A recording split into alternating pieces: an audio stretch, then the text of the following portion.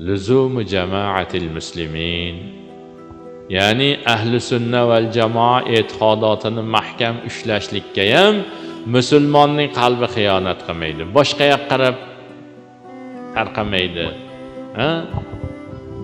Hozir demak ahli sunna val jamoa deb kimda aytamiz? Ahli sunna val jamoa o'sha butun 1000 yildan oshiqdan buyog'iga hamma barobar ittifoq qilib kelgan e'tiqodotda ikkita mazhab bor: Maturidiya va Ash'ariyya mazhablari.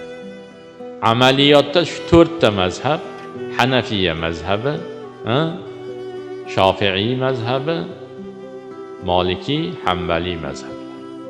Mana shu 4 ta mazhab amaliyotda, ikkita e'tiqodotda. Ahli sunna val jamoa shundan iborat. Demak, shundan ozdimi, chekkaga chiqdimi, demak u shunga xiyonat qildi degani. Maylida otini nima deb qo'ysa ham salafiy deb qo'yadimi, yo akramiy deb qo'yadimi, Hizbut Tahrir deb qo'yadimi, nima desa ham shundan chekkaga chiqdimi?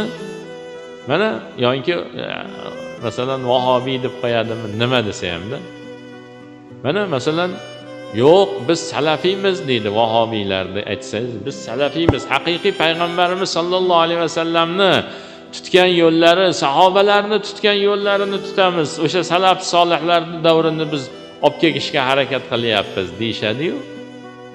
Lekin o'sha paytda xavorijlar bo'lgan, o'sha xavorijlarni yo'lini, e'tiqodotini qilishadi. U nima? Amal qilmagan odam kofir bo'ladi. Amal qilmagan odam kofir degani ahli sunna val jamoani e'tiqodotiga zid. Bizning e'tiqodotimiz nima? Wala nukaffiru ahadan min ahli al-qibla. Ahli qiblalardan, bizni qiblamizni qibla deb tan oladiganlardan birortasini gunohi tufayli biz kufrga nisbat bermaymiz, bu kofir bo'ldi deb aytmaymiz deymiz. Ular namoz o'qimadimi, kofir deydi. Zakot bermayaptimi, kofir deydi.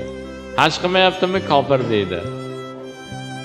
Mana shuni yo biron bir gunoh ish qilyaptimi, kofir deydi. Biz aytamiz, yo'q, bu agar shuni halol sanamasa kofir emas. Qachon halol sanab qo'ysa shu gunohda, o'shandagina dindan chiqib kofir bo'ladi. Halol sanamasa biz uni kofir demaymiz. Amal iymondan tashqari deymiz. Uni nima hujjat qiladi Imom Azam rahmatulloh shunga? Qarang, ularda aqllari qaysi darajada yuqori bo'lgan. Keltirgan hujjatlarni qarang, oyatdan hujjat keltiryaptilar. Alloh taolo innallazina amanu va amilus solihati dedi. Albatta o'sha odamlariki iymon keltirishuvdi va amali solihlarni qilishuvdi deyapti. Iymon keltirishlik bilan amali solih qilishlikni va bilan bog'layapti. Ana shu va bog'lovchi arab tilida shu ikkita narsani orasiga kiradi. U ikkovi birov-birovidan boshqa narsa bo'lsa kiradi. Masalan, ja'ani Zaydun va Amrun deydi mana. Zayd va Amr keldi deydi. Ikkovi boshqa-boshqa odam, Zayd ham boshqa odam, Amr boshqa odam bo'lganligi uchun va kiryapti. Agar ikkovi bitta bo'lsa va kirolmaydi. Mana ja'ani Zaydunil alimu desangiz, ja'ani Zaydun val alim deb aytilmaydi. Xo'pmi? Olim bo'lgan Zayd keldi desangiz, olim ham shu Zayd, Zayd ham shuda. Uni o'rtasiga va kirmaydi. Ana shetdan demak bu iymon bilan amali solihning o'rtasiga Alloh va'ni bog'lovchini qo'shib qo'yibdimi? Demak ikkovi boshqa-boshqa narsa ekan. Iymon boshqa narsa, amal boshqa narsa. Deb demak iymon bo'lib turaveradi, amal bo'lmasa ham deyshadi. Mana shuni Janob payg'ambarimiz sollallohu alayhi vasallam vaqtlarida ham sahobalar mana shunday yo'l tutishgan. Chunki iymon keltiribaq o'lib ketgan, hali biron bir amalni qilmagan odamni ham mu'min deb juda uni e'zozlashgan. E'zozlab qo'yishgan. Hali bironta amal qilgan yo'q bo'lmasa, namoz ham o'qigan yo'q, ro'za ham tutgan yo'q, hali zakot ham bergan yo'q, haj ham qilgan yo'q. Demak, shu iymonga kirishi bilan biz uni mu'min deymizmi? Agar hali mu'min bo'lmagan bo'lsa, mu'min bo'lmaganda mu'min desak, demak nima qilgan bo'lamiz? Biz iymondan chiqib qolamiz uni. Mu'min emas odamni mu'min desak.